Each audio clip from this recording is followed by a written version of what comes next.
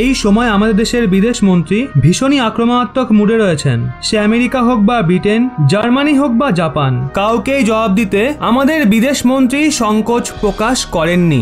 একদিকে PM Modi Europe যাত্রা করতে চলেছেন, আর তারই মাঝে বিদেশ মন্ত্রী একটা বয়ানে গোটা দুনিয়া জুড়ে শোরগোল পড়ে গেছে। আমাদের বিদেশ মন্ত্রী এস জয়শঙ্কর মহাশয় বলেন, আমরা কারা এটা গোটা দুনিয়া ভাবুক, আর বাকি তোমরা কারা সেই সব ভারত ভাবা ছেড়ে দিয়েছে। কারণ বড় বড় দেশ নিজের ফায়দার জন্য কিভাবে নিয়ম সম্পন্ন ব্যবস্থাকে ধোকা দেয় এটা ভারত ভালো মতো জানে। সেই জন্য এখন ভারত কেবল নিজের সত্য অনুযায়ী কথা বলবে আর নিজের স্বার্থের জন্য কাজ করবে। যদিও আমাদের বিদেশ মন্ত্রীর এমন কঠোর বয়ানের পর জার্মানি বলেছে বর্তমান সময়ে গোটা দুনিয়া ভারতের মাহাত্ম্যকে জানে, আর আজকের তারিখে দুনিয়ার যে কোনো বড় সমস্যাকে ভারত ছাড়া সমাধান করা যায় না। এমনকি বিনা ভারতের সহযোগে দুনিয়াতে স্থিরতা আনা সম্ভব নয়। আসলে পরের মাসের 2 তারিখে পিএম মোদি জার্মানি, ডেনমার্ক এবং ফ্রান্সের যাত্রায় যাচ্ছেন। আর এর আগেই জার্মানি এটা দেখানোর চেষ্টা করেছে জার্মানি এবং ইউরোপীয় ইউনিয়নের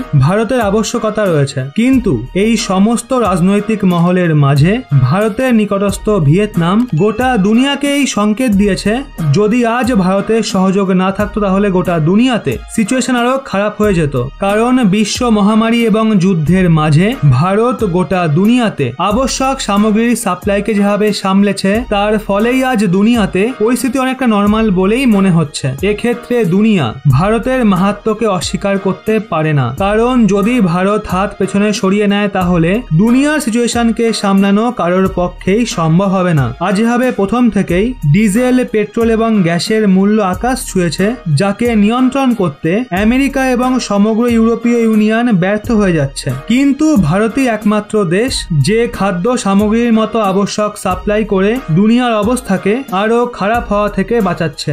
বন্ধুরা, আমাদের বিদেশ মন্ত্রী এস জয়শঙ্কর মহাশয়ের দেশাত্মবোধ এবং বীরত্বের জন্য কমেন্টে জয় হিন্দ অবশ্যই লিখবেন। আর এরকমই লেটেস্ট এবং ইনফরমেটিভ ভিডিও পেতে অবশ্যই সাবস্ক্রাইব করুন রহস্য বাংলা।